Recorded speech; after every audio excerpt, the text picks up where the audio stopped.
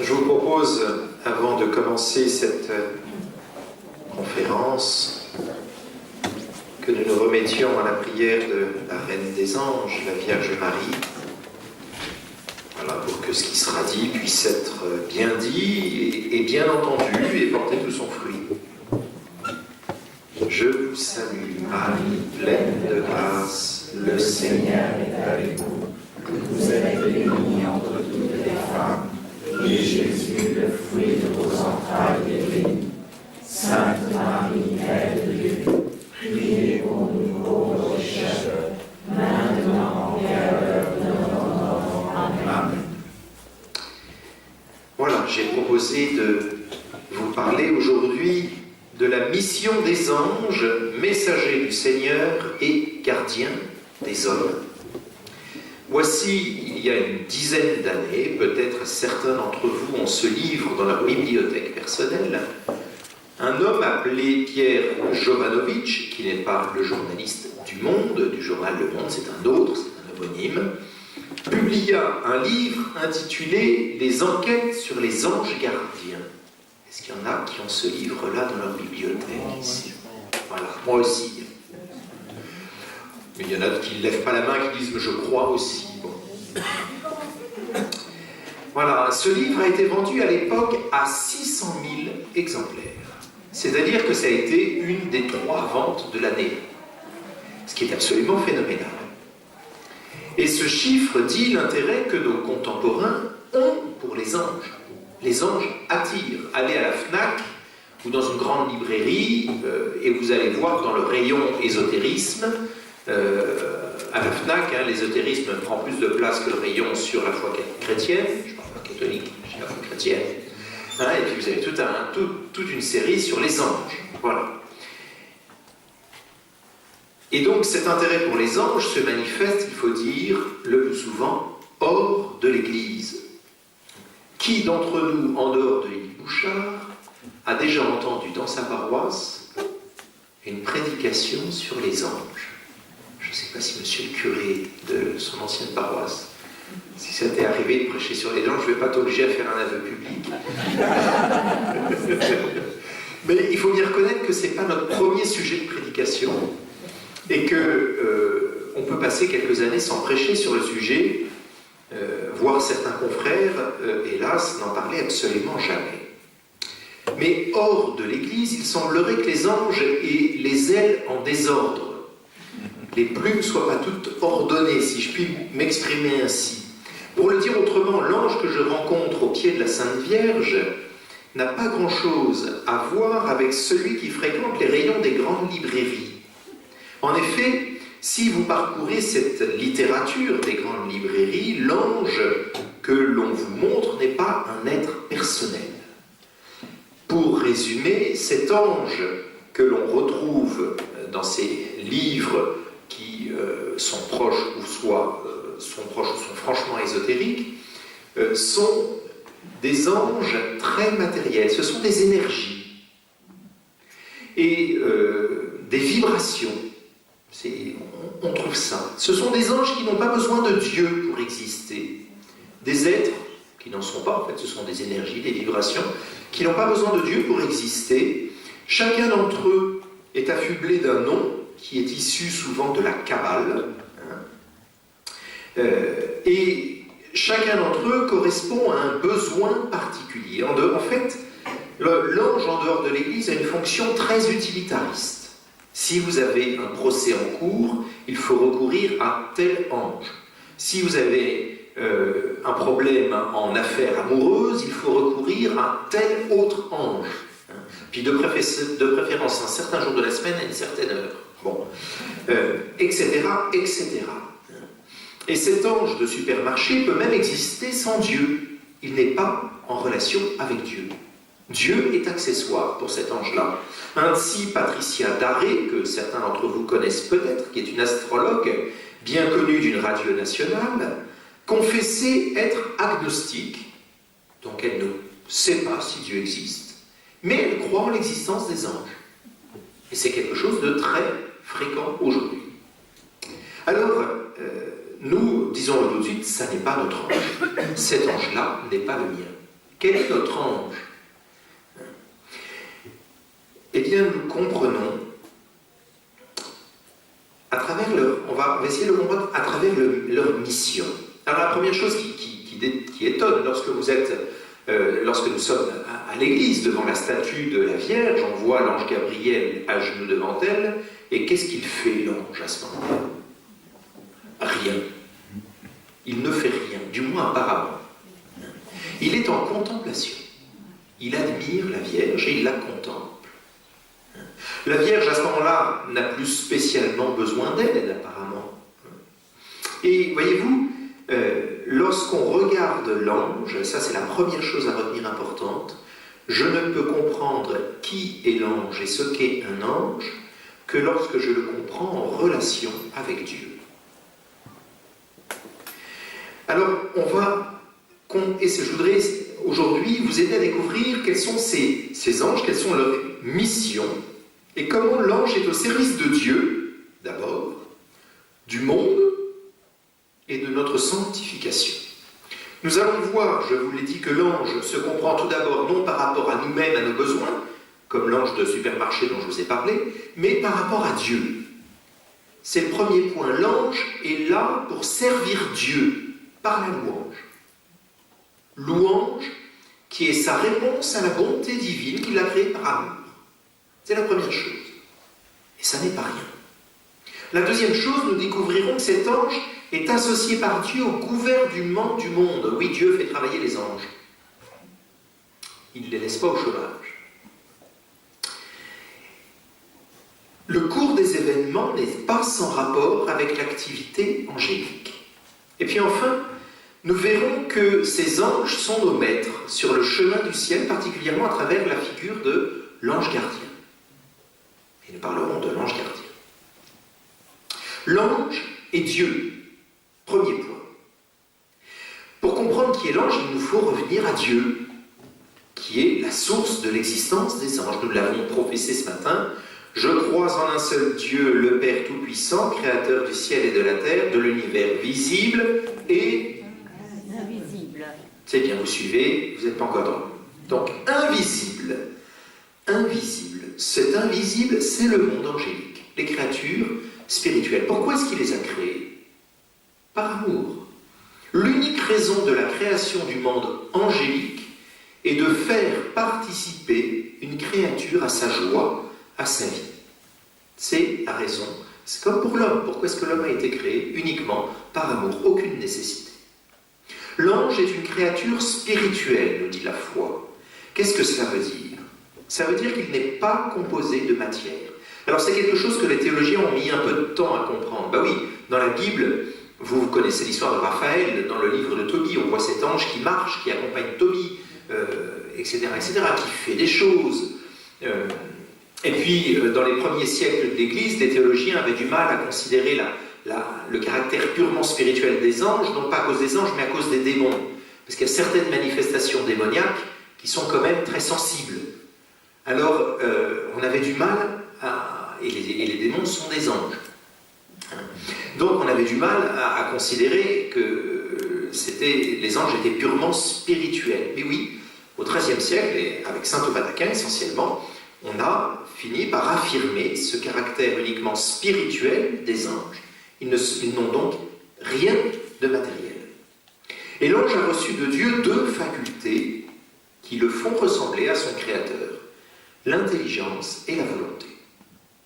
Il est doué de volonté et d'intelligence qui sont deux facultés spirituelles. Il peut donc vouloir, c'est-à-dire qu'il peut aimer ou haïr, et il peut connaître. Cet ange est créé par Dieu, et il est créé pour entrer dans une communion d'amour et de connaissance avec Dieu. Il a une vocation à participer à la vie de Dieu, l'ange. Mais les modalités de cet appel restent très mystérieuses. Et là, il faut aborder un point un petit peu difficile, délicat. C'est le péché de l'ange. L'ange a été créé naturellement, fait pour Dieu. Sa nature angélique, il sait qu'au moment où il est créé, dans sa nature, Il sait qu'il est créé par Dieu et qu'il est appelé à aimer Dieu. Et c'est déjà une certaine béatitude. Comme nous, quand nous sommes créés, nous savons que nous sommes créés, alors quand nous grandissons, il arrive un moment où on comprend, l'enfant, le petit enfant le comprend, il sait qu'il a besoin d'être aimé et qu'il trouve sa joie dans le fait d'aimer. Et il y a une joie naturelle à aimer et à être aimé, indépendamment de la question de l'existence de Dieu. C'est la même chose pour l'ange, toute proportion gardée. Il a cette joie naturelle, cette béatitude naturelle. Mais voilà que Dieu l'a créé et veut le faire participer à sa vie.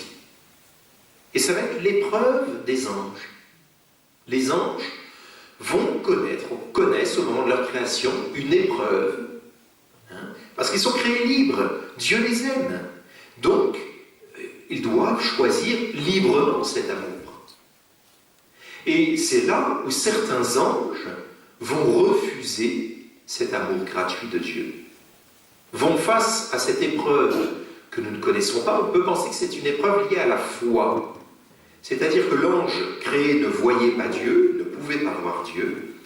Personne ne peut voir Dieu, nous dit l'Écriture, sans mourir. Même l'ange, dans sa nature créée, il n'a pas cette capacité à voir Dieu. C'est Dieu qui lui a donné ensuite. Comme à nous, Dieu va nous donner la capacité de le voir dans l'éternité. Mais ça ne nous est pas connaturel, on ne naît pas avec. L'ange non plus. Et voilà que Dieu propose à l'ange de partager cette béatitude éternelle, cette fois-ci surnaturelle. Pas la béatitude naturelle qu'il connaît du fait d'être ange, mais une béatitude qui vient de Dieu et que l'ange ne pouvait pas connaître, parce qu'il n'est pas Dieu. Et voilà que certains anges disent oui, acceptent de poser cet acte de foi en la promesse de Dieu, et d'autres anges, par orgueil, pour différentes, essentiellement par orgueil, disent non. Et c'est Lucifer, Satan, etc., tous les anges déchus. L'ange a été créé, et l'ange a dû vivre l'épreuve de la foi. C'est bien de le savoir, parce qu'il a vécu quelque chose qui est commun avec nous. Si ce n'est que pour l'ange, ça a été hors du temps, c'est instantané.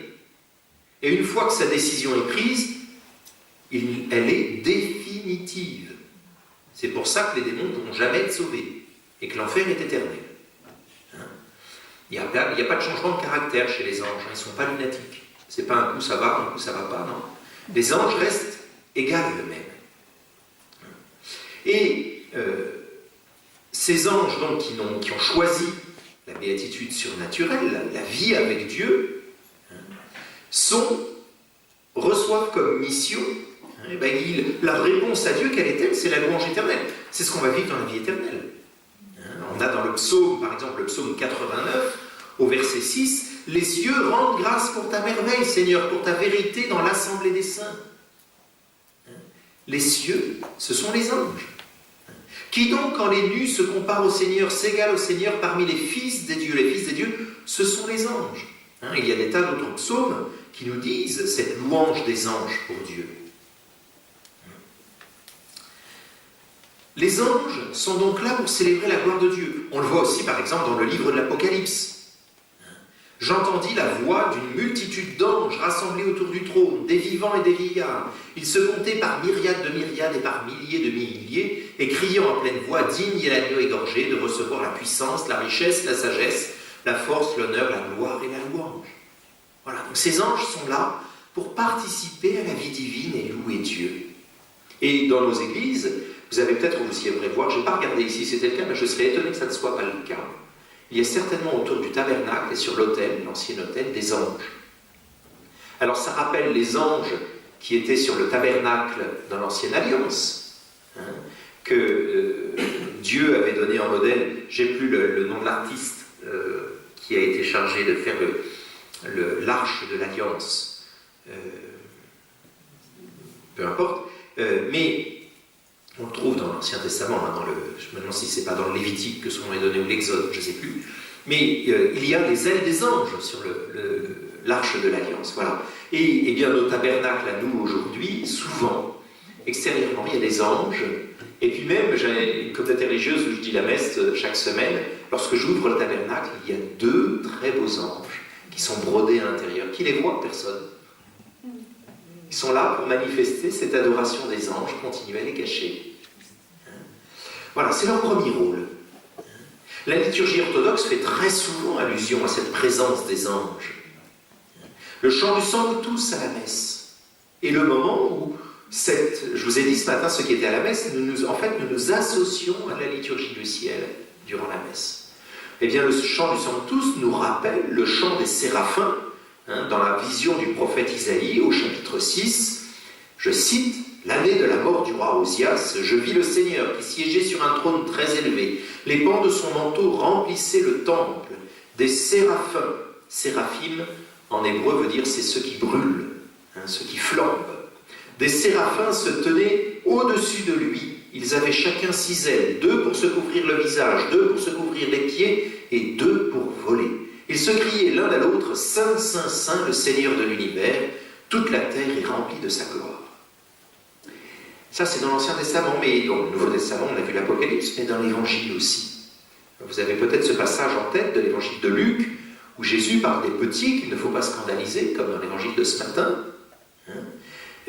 Chacun d'eux, dit-il, a un ange devant la face de Dieu, devant la face du Père.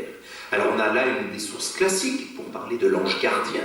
Chacun d'entre nous a un ange qui est face à Dieu et qui contemple Dieu.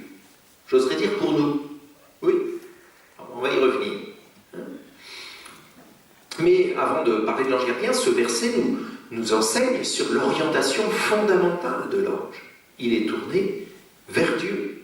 Il est là pour Dieu. Et en cela, il nous rappelle à nous notre vocation première, qui sommes doués d'intelligence et de volonté, ce qui est spécifique à l'homme. On peut trouver chez les animaux une forme d'intelligence, oui, je ne dis pas le contraire. Chez un cheval, par exemple, le cheval est un animal qui a une forme d'intelligence assez étonnante. Certains animaux, mais certains singes, très bien. Mais il y a quand même une différence fondamentale entre les deux. Enfin, il me semble. Bon, c'est un même sujet.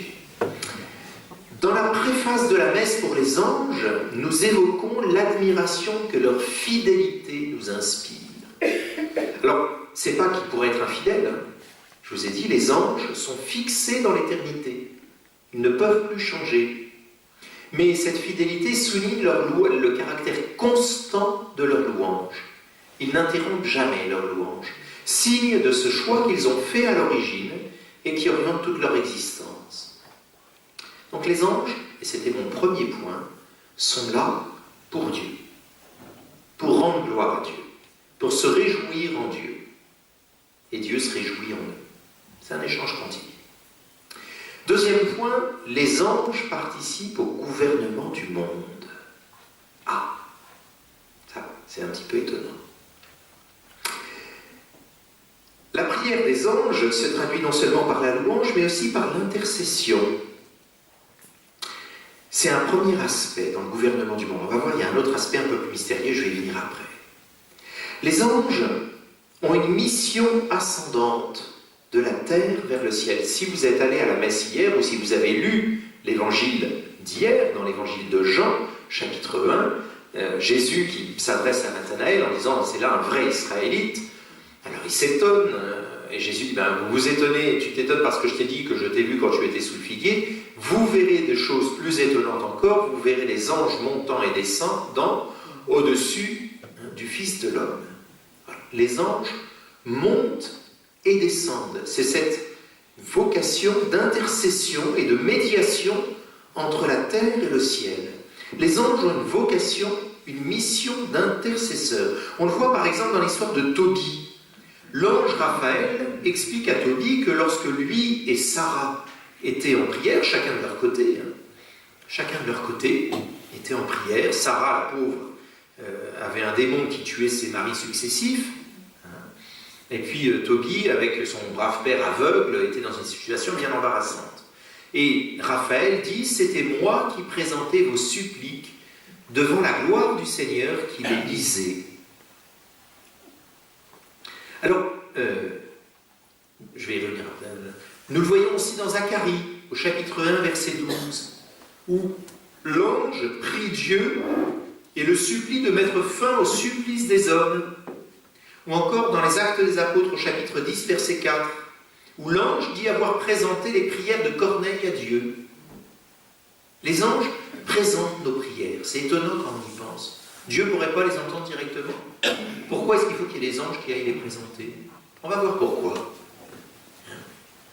Voyez-vous, dans le récit du songe de Jacob, lorsque Jacob se couche d'or, en Genèse 28, on voit les anges monter et descendre, ce qui est repris par Jésus.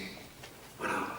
Ils portent les prières des hommes à Dieu et portent aux hommes la réponse de Dieu. Voyez-vous, ça nous dit d'abord que le monde angélique et le monde matériel ne sont pas deux réalités séparées, mais une seule. C'est le monde créé. Les anges sont là. Ils m'écoutent. Ils sont en train de m'écouter en disant qu'est-ce qu'il va dire. Ils savent déjà ce que je vais dire. Mais ils sont là, ils sont très présents. Dieu a élaboré seul son plan providentiel pour amener l'homme au salut. Mais pour le gouvernement du monde, Dieu ordonne le monde et le gouverne pour que son plan de salut s'accomplisse. Voilà. Il associe les anges. Dieu a plaisir d'associer les anges. Pourquoi? C'est saint Thomas d'Aquin qui nous enseigne. Et le catéchisme de l'Église catholique le reprend au numéro 306, je vous le cite, « Dieu est le maître souverain de son dessein. » Il fait ce qu'il veut. Mais pour sa réalisation, il se sert aussi du concours des créatures. Ceci n'est pas un signe de faiblesse. Ça, c'est important. Ceci n'est pas un signe de faiblesse, mais de la grandeur et de la bonté du Dieu Tout-Puissant. Car Dieu ne donne pas seulement à ses créatures d'exister, il leur donne aussi la dignité d'agir elles-mêmes, d'être cause et principe les unes des autres, et de coopérer ainsi à l'accomplissement de son dessein. Je vous explique. Vous êtes venus tout seul au monde. Il a fallu qu'il y ait un homme et une femme qui s'aiment. Normalement, il y a des circonstances plus tragiques. On va prendre la loi générale. Il a fallu qu'il y ait un homme et une femme qui s'aiment. Et Dieu a voulu que nous naissions, nous venions à l'existence par l'action d'un homme et d'une femme. Et Dieu se plaît à ce que toute chose dans ce monde vienne normalement par l'action de quelqu'un. Dieu a plaisir à nous faire coopérer à son action. Ce n'est pas une faiblesse de Dieu, c'est sa grandeur, de nous faire coopérer à son action.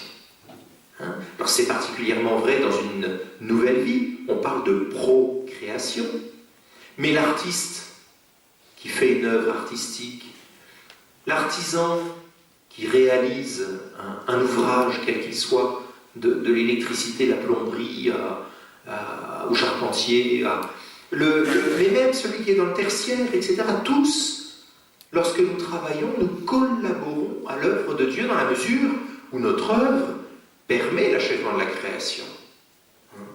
Évidemment, si notre œuvre conduit à la destruction de la création, ça c'est autre chose. Mais voilà, si elle permet à la création de s'accomplir, nous collaborons avec Dieu. Et les anges le font. Les anges servent de messagers entre Dieu et les hommes. Ils intercèdent auprès de Dieu pour nous et ils nous font connaître la volonté de Dieu. Je vous ai dit, Dieu est tout-puissant, il peut tout faire par lui-même sans recourir à une autre cause. Par contre, dans son amour, il veut associer des êtres à son action. Et cela participe de leur dignité. Les anges, eh bien, il les associe en leur faisant porter les prières des hommes. Voilà, il les présente à Dieu. Ils intercèdent pour nous. Et il en fait ses messagers. C'est d'ailleurs le sens du mot ange. Ange vient du grec angelos, le messager. Parfois d'ailleurs dans le Nouveau Testament, quand le mot angelos est employé, on ne sait pas très bien s'il s'agit des anges ou d'un messager humain. Parfois la traduction hésite, et si vous passez d'une Bible à l'autre, sur certains passages, vous pouvez voir que des fois le traducteur a compris que c'était des anges avec des ailes, et puis autrefois, à d'autres passages, l'autre traducteur a compris que c'était des messagers en chair et en os. Bon, c'est amusant. Hein? Par exemple, dans la première épître aux Corinthiens, au chapitre 11, si vous voulez, il est dit qu'il est nécessaire pour la femme d'avoir un certain type de coiffure en raison des anges guéloi. Alors, en raison des anges avec elle, ou en raison des messagers qui seraient venus et qui représenteraient les apôtres ou une autorité particulière et qui demanderaient par respect qu'on ait une certaine coiffure? On ne sait pas. L'interprétation est libre. Hein? Mais voilà, c'est un exemple. Alors, cette fonction de messager, l'ange emblématique de cela, qui est-il? Gabriel, bien sûr. Celui qui est venu annoncer la réalisation du salut. C'est voilà, l'homme fort, hein, Gever, la force de Dieu, hein, Gabriel. Parce que, voyez-vous, le salut n'est pas une faiblesse de Dieu qui s'anéantirait dans l'homme. Non, c'est toute la puissance de Dieu qui se manifeste dans l'accomplissement du salut. Alors ça ne se manifeste pas de la manière dont nous, un Dieu n'est pas fort comme nous sommes forts, il est fort d'un autre type de force. Quelque chose de bien plus profond, bien plus grand. Alors, dans l'Ancien Testament aussi, on voit fréquemment parler de l'ange du Seigneur. Si vous prenez le récit de la Genèse, par exemple, lors de l'histoire de Sodome et Gomorrhe, juste avant la visite à Mambré, hein, lorsque Dieu rend visite à Abraham, au chêne de Mambré, si vous lisez le texte, vous verrez que par moments on parle de 3 personnages, puis à d'autres moments on parle d'un seul personnage, l'ange du Seigneur. Alors les exégètes, je suis exégète de formation, je me tire dessus. Les exégètes, parce qu'ils sont très savants et très sérieux, disent oui, c'est une époque où la théologie de l'ange n'était pas encore tout à fait élaborée, et donc l'auteur passe de l'un à l'autre, on sent que c'est pas encore tout à fait sûr. Certains diront en fait il y a 2 couches rédactionnelles différentes. Il y en a un qui dit deux rédacteurs différents, il y en a un qui parle de 3, il y en a un qui parle de 1, etc. Bon, en fait on n'en sait rien, hein. Ce sont des hypothèses, mais on peut, au plan théologique, comprendre que aussi le fait qu'on a cette alternance montre qu'à travers l'ange, on perçoit bien que c'est Dieu qui agit. On peut comprendre que le Seigneur opère à travers ces créatures spirituelles au point qu'elles sont parfois identifiées avec celui qui les commande. Les 2 autres figures que nous connaissons et qui vont nous aider à comprendre comment les anges coopèrent au gouvernement du monde, les 2 autres anges qui nous sont connus sont Michel et Raphaël. Alors, un point important, l'Église a demandé au IXe siècle qu'on ne donne pas d'autres noms aux anges. Il y a même eu une condamnation d'un prêtre à l'époque. J'ai plus le nom du concile en tête, c'est 9e ou 10e siècle, hein, c'est 800-900. Hein? Concile de Rome. Concile de Rome, j'avais autre chose en tête. Mais vous dites que c'est le concile de Rome, très bien. Rappelé par Jean-Paul II au début du XXIe. Très bien, merci. Voilà. Où donc il y a une condamnation explicite d'un prêtre qui multipliait les noms des anges. Et vous avez par exemple un autre nom qui circule assez souvent, je ne l'ai pas entendu aujourd'hui, j'en suis heureux, Uriel. Voilà, Uriel. Et puis vous allez avoir tous les noms qui vont être issus de la Kabbale. L'Église a demandé qu'on se limite strictement aux 3 noms. Alors est-ce que ça nous empêche aux 3 noms? Alors attendons-nous bien.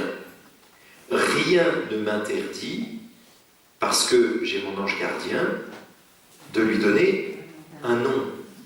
Ce n'est pas son nom, c'est la manière dont moi je l'appelle.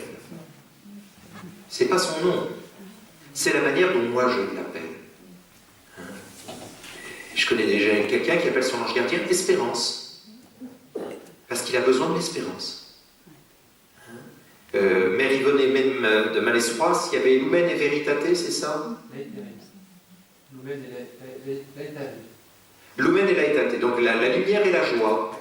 Voilà. Je connais quelqu'un qui surnomme son ange Michou. Mais c'est affectueux. C'est affectueux, il n'y a rien de... Voilà, une certaine intimité avec son ange. Donc vous voyez, attention, hein, mais dans le culte, dans la liturgie, les 3 seuls noms sont Michel, Gabriel et Raphaël, qui sont identifiés comme tels. Les archanges, les 3 archanges. Alors Raphaël est bien connu, il apparaît dans l'histoire de Tobie, qui l'accompagne dans sa quête pour une épouse.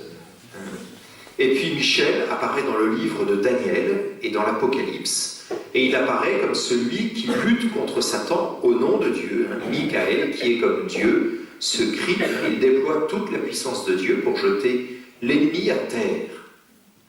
Et l'Ancien Testament évoque la présence d'anges qui veillent sur un groupe ou une nation particulière. On arrive au gouvernement du monde. C'est quelque chose d'assez étonnant dans le livre de Daniel, au chapitre 10, verset 13. On évoque un conflit entre Gabriel, aidé par Michel, et le prince du royaume de Perse, c'est-à-dire l'ange préposé à la nation perse. Il y a un conflit entre les anges. Alors peut-être que l'ange de la nation perse n'était peut-être pas un bon ange. Bon. Nous voyons cela aussi dans le livre de l'Apocalypse, où chaque communauté ecclésiale a un ange. L'ange de l'Église qui est à tel endroit, etc. Voilà. Chaque communauté a son ange. Pourquoi ? L'ange est présent là où il agit.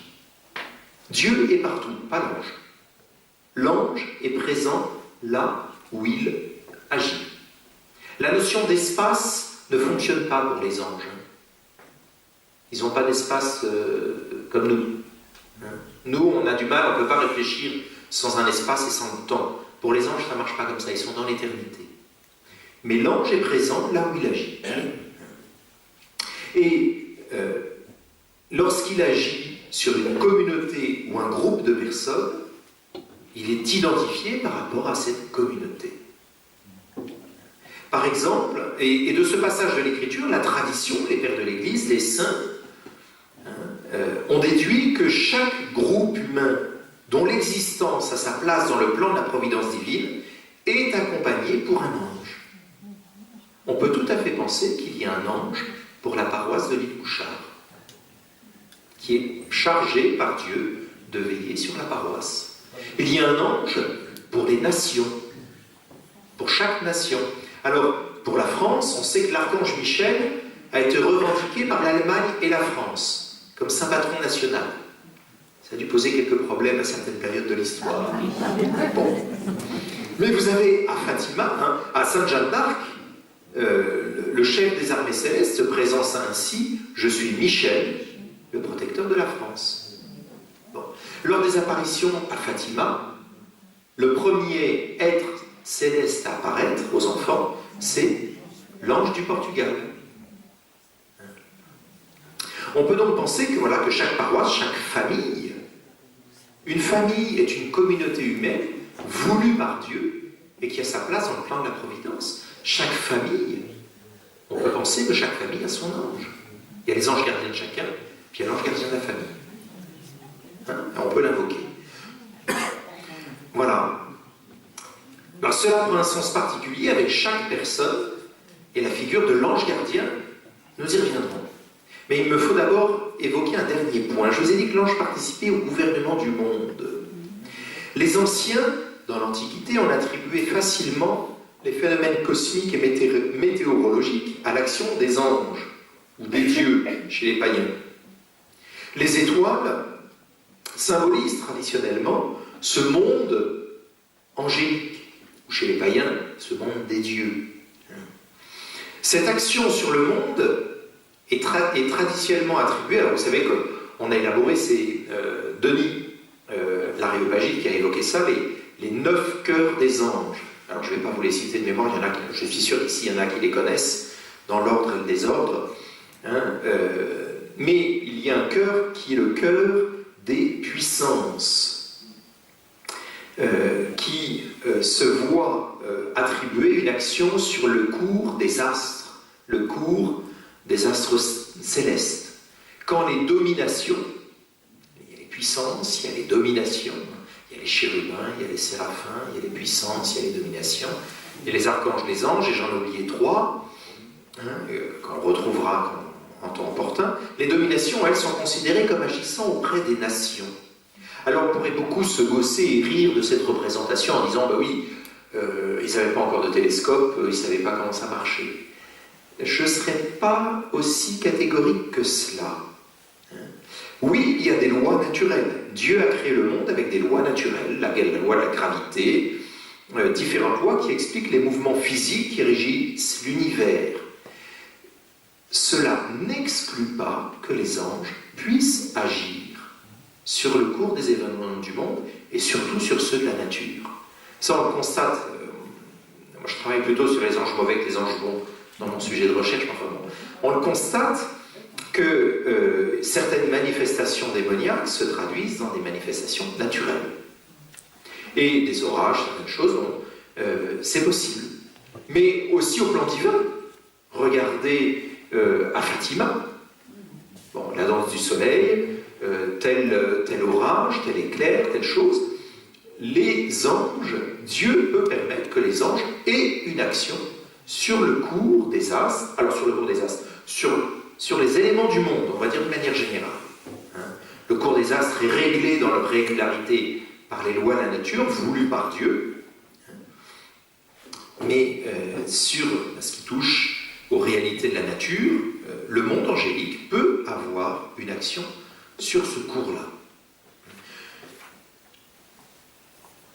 Venons-en, donc ça c'est pour le gouvernement du monde. Il n'est donc pas naïf de prier les anges pour le gouvernement du monde. Absolument pas. Ceux d'entre vous qui ont lu la vie de Mère Yvonne de Malestroit et d'autres saints savent très bien que oui, il y a le déroulé des événements de l'histoire tels que nous les constatons et tels que l'historien va les trouver dans les archives qu'il va consulter et qu'il va reconstruire. Et puis il y a une autre réalité invisible, où on apprend que le gouvernement de l'histoire, eh bien en fait est dans la main de Dieu, et que Dieu opère à travers ses anges, mystérieusement.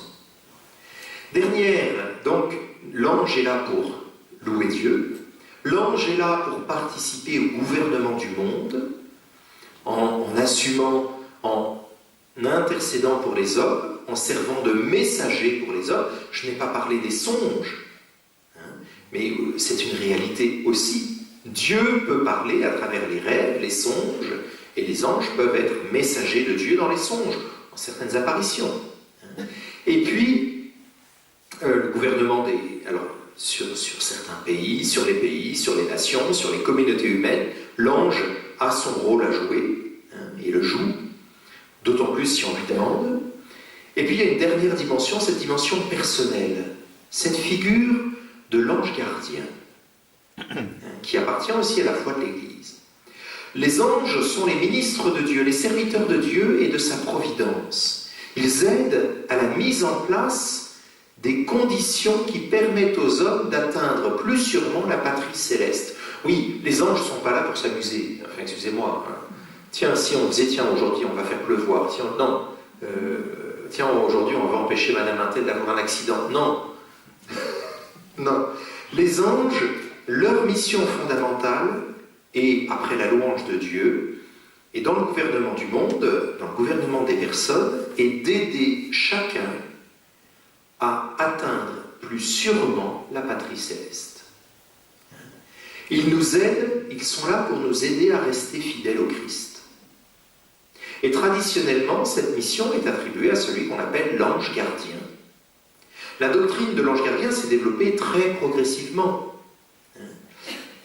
On en trouve des traces dans l'Écriture, avec la figure de Tobie, et l'ange Raphaël qui accompagne Tobie. On voit ça aussi dans les psaumes, le psaume 90. Il a donné l'ordre à ses anges de te garder sur tous tes chemins. Ils te porteront sur leurs mains pour que ton pied ne heurte la pierre. Alors, excusez-moi, heurter la pierre, c'est pas simplement la pierre qui vous fait tomber. Voilà, c'est ce qui s'est passé. Un caillou qui m'a fait tomber. Bon, c'est pas simplement ça. La pierre qui vous fait tomber, c'est quoi? C'est l'ennemi. Ils te porteront sur leurs mains pour que ton pied n'heurte la pierre. Tu marcheras sur la vipère et le scorpion. Tu écraseras le lion et le dragon. Le psaume qui est cité là, le psaume 90, est habituellement prié lors de la célébration du grand exorcisme. C'est pour exprimer cette victoire sur le démon. Et cette victoire, l'ange y participe. Et il est là pour nous aider à vaincre le tentateur. Ou encore dans le livre de l'Exode, au chapitre 23, Voici que je vais envoyer un ange devant toi pour qu'il veille sur toi en chemin et te mène au lieu que je t'ai fixé. Révère-le et écoute sa voix. C'est cité dans le catéchisme de l'Église catholique. Ne lui sois pas rebelle. Il ne pardonnerait pas vos transgressions, car mon nom est en lui. Vous connaissez l'histoire de Sainte Françoise Romaine? Peut-être pas. Avait un ange gardien qui était très présent. Et un jour, Sainte Françoise Romaine, donc qui était une femme noble romaine, je crois que c'est au XVIe siècle, si mon souvenir est bon, Sainte Françoise Romaine, et mère de famille, elle devient veuve, et elle était, comme de la noblesse, elle participait à des dîners mondains. Et qu'est-ce qu'on fait dans des dîners mondains? Parfois, on dit du bien des autres. Vous voyez ce que je veux dire? Et elle a commencé à dire du bien de quelqu'un qui était absent. Et à ce moment-là, tout le monde a entendu le bruit sonore d'une gifle et a vu apparaître sur la joue de Françoise Romaine les traces de doigts d'une main. C'était son ange gardien qui venait de la corriger. On va y revenir, mais pour le dire simplement, un ange n'a pas d'état d'âme. Ah, vous allez voir. Ça, c'est très surprenant, ça nous choque un peu. Mais un ange n'a pas de passion, au sens, il n'a pas de colère ou de joie, il n'éprouve pas la passion. On ne peut pas traduire ça de la même manière. Je vais y revenir. Révère-le et écoute sa voix, ne lui sois pas rebelle, il ne pardonnerait pas vos transgressions, car mon nom est en lui. Mais si tu écoutes bien sa voix et fais ce que je dis, regardez, écoutez ce que dit le texte. Si tu écoutes bien sa voix, la voix de l'ange, et si tu fais ce que je dis, voyez ce jeu entre la figure de Dieu et la figure de l'ange. L'ange n'est que le fidèle interprète des paroles de Dieu. Donc si tu écoutes bien sa voix et fais ce que je dis, je serai l'ennemi de tes ennemis et l'adversaire de tes adversaires. Alors, cette foi biblique en la présence des anges, pas nécessairement une foi en une présence personnelle à ce moment-là, mais va se développer, va se répandre. Alors, dans l'Antiquité, déjà chez les païens, il y avait cette croyance en la présence d'un Dieu tutélaire, d'un Dieu personnel, un bon génie attaché à chaque personne. Ce qui veut dire que, vous voyez, même dans le monde païen, on avait déjà une certaine intuition de cette réalité. Alors, qui n'était pas ajustée, qui n'était pas affinée, on était en plein paganisme, mais voilà. Le Nouveau Testament va se faire l'écho de cette foi en l'existence d'un être angélique attaché à chaque personne. Alors bien sûr, il y a Matthieu 18,10, c'est pas Luc, excusez-moi, Matthieu 18,10, où il est dit que l'ange des petits est face à Dieu. Puis il y a un autre passage dans l'Écriture où on voit agir un ange personnel.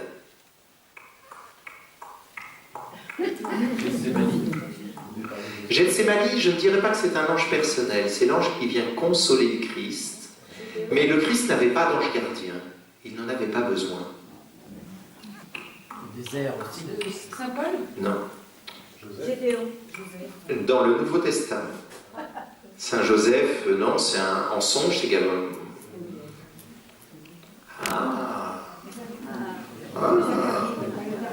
Non, l'ange de Dieu lui apparaît, mais c'est pas son ange gardien comme tel.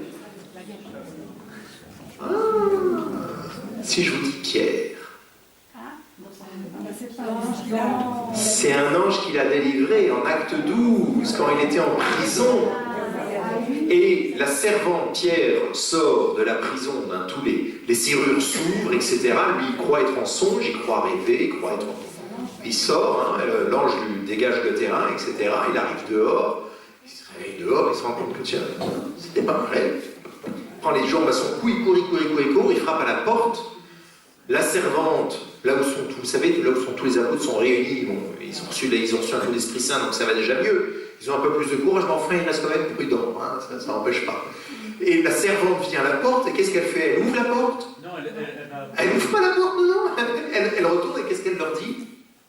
Elle croyait que c'était l'ange de Pierre. Et elle n'y reconnaît pas immédiatement. Elle ne pense pas que ça soit Pierre.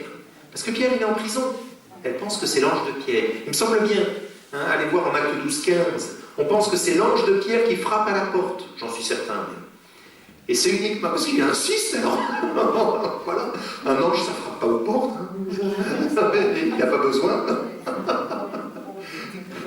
Voilà. Donc, vous voyez, l'ange de Pierre, ça veut dire que on avait conscience à ce moment-là que chacun avait un ange. Chacun avait un ange.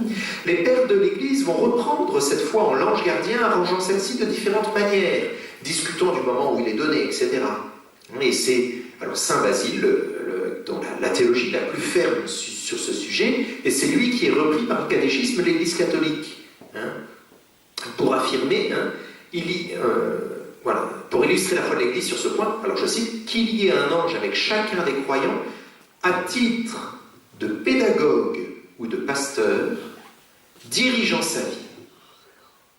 À titre de pédagogue ou de pasteur dirigeant sa vie. Personne n'y contredira. C'est ce que Saint Basile dit. Saint Thomas d'Aquin, lui, va hériter d'une longue tradition. L'homme a des connaissances des principes généraux pour guider sa vie. C'est bien ce qui est mal, il sait ce qui est bien, ce qui est mal, etc. Mais l'homme est marqué par les passions. Je ne sais pas si vous avez remarqué, mais parfois la colère nous conduit à faire des bêtises qu'on n'aurait pas fait si on était en colère. Ou l'admiration et l'enthousiasme peut nous conduire aussi à faire des bêtises qu'on n'aurait pas fait si on avait eu la tête froide. Bon. Hein. Une aide extérieure lui est donc nécessaire. Et cette instruction spirituelle, cette aide extérieure, selon saint Thomas d'Aquin, est réalisée par l'ange, par l'illumination angélique. Il convient que l'homme, qui n'a pas une âme incorruptible, il convient que l'homme soit aidé par la providence. Et la présence de l'ange gardien manifeste cette providence de Dieu, réalise cette providence de Dieu, et puis dit aussi la dignité de chaque personne. L'ange, le chien n'a pas d'ange gardien, la vache n'a pas d'ange gardien.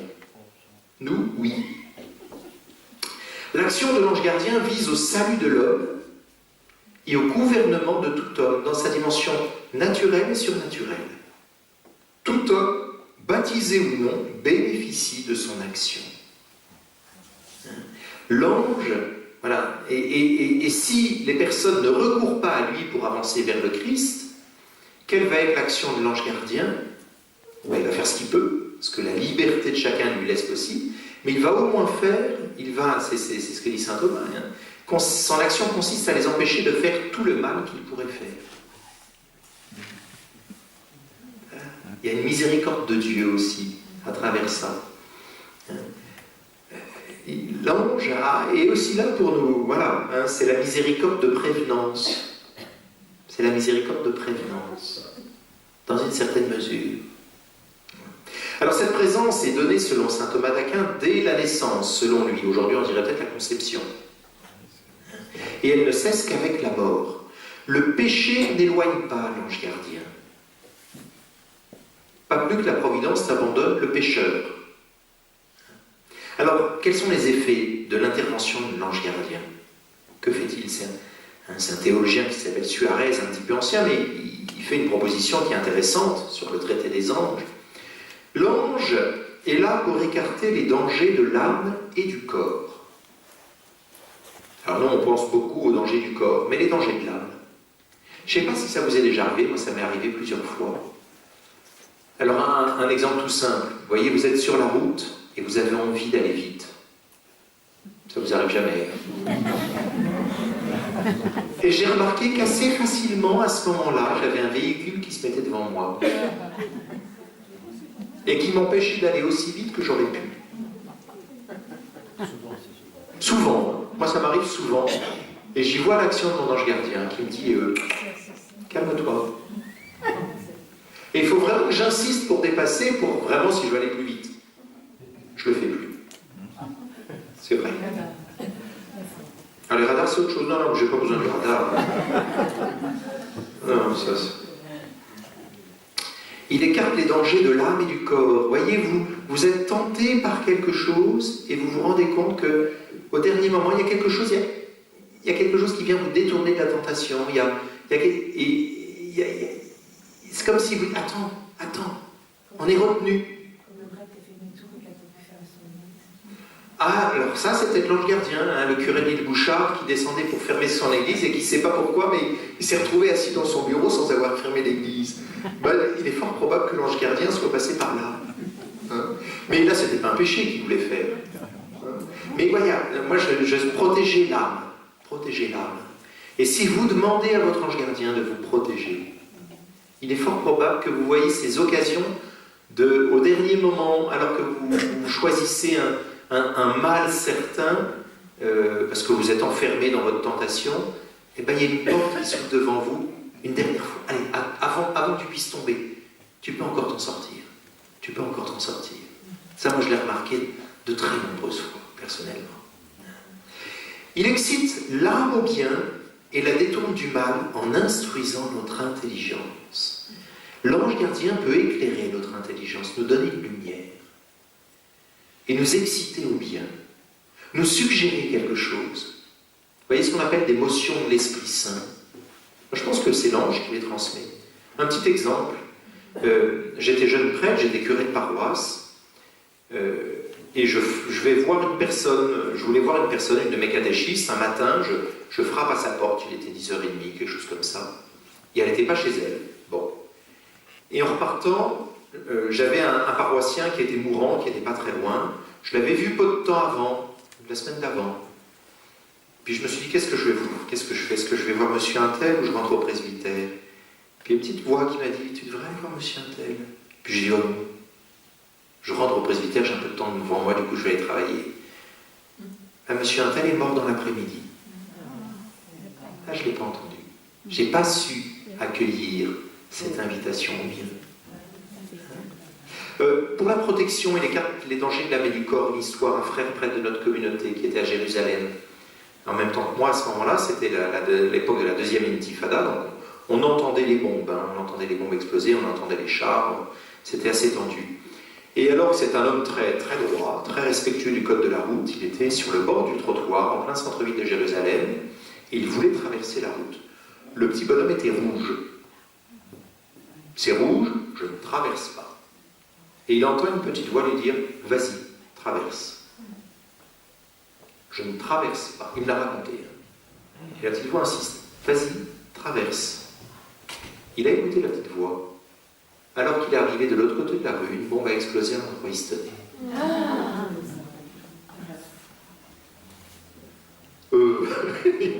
Il est resté secoué un certain temps. Hein. Mais voyez, l'ange quand on l'écoute, l'ange quand on l'écoute, il neutralise l'action maléfique des démons. Oui, l'ange, les démons, vous savez, face aux anges, n'ont aucun pouvoir. Hein. Le plus petit des anges gardiens est tout puissant face à Lucifer. Hein. Le plus petit des anges agit avec la force que Dieu lui communique. Face à Satan, Lucifer, vous l'appelez-le comme vous voulez, il n'y a aucune résistance possible. Il ne faut pas avoir peur du diable. On est vainqueur avec le Christ. Les anges sont là. On n'a aucune raison d'en avoir peur, tant qu'on se confie en Dieu. Tant qu'on se confie en Dieu. Sinon, oui, on a toutes les raisons d'en avoir peur. Mais tant qu'on se confie en Dieu, aux anges, il n'y a aucun problème. Donc il neutralise l'action maléfique des démons. Il présente à Dieu nos demandes et les soutenant de sa propre intercession fraternelle. Et puis enfin, il nous corrige. Ça, c'est l'histoire de Sainte Françoise romaine. L'ange n'éprouve pas de passion, de colère, de tristesse, etc. Il adhère sans faille à la volonté de Dieu. Il ne peut donc être que dans la joie que s'accomplisse en tout la volonté de Dieu. Joie de la conversion du pécheur, mais aussi joie de la justice, qui peut se manifester dans le châtiment du pécheur. Voilà. C'est étonnant ça, on a du mal à le comprendre, mais c'est là où il faut être théologien, c'est-à-dire voir les choses comme Dieu les voit, et pas comme nous les percevons dans notre petite nature humaine.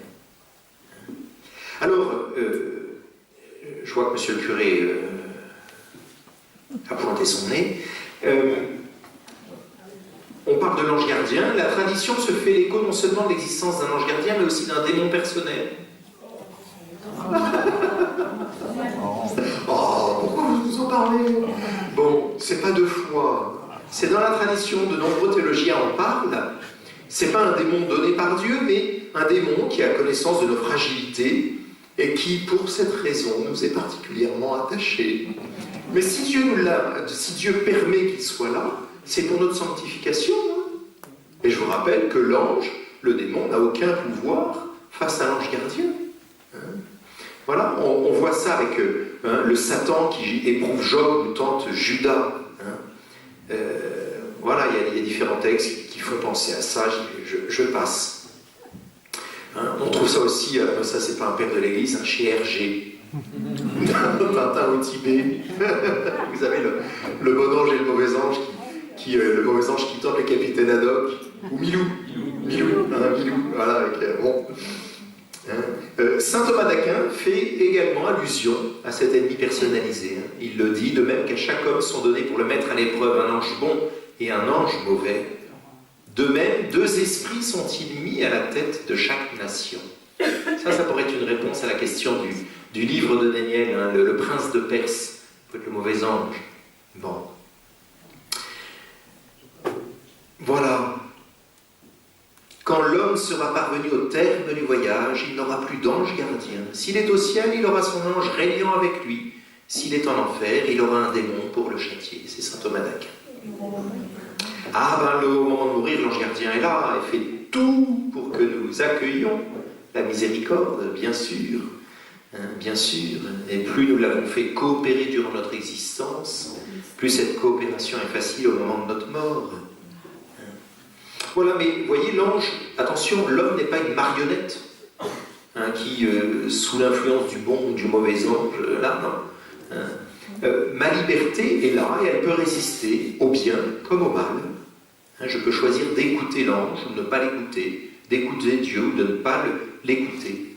Et si un démon tente plus personnellement un homme, c'est avec une permission de Dieu qui sait le bien qu'il pourra tirer de la tentation. Voilà. Dieu permet que nous soyons mis à l'épreuve.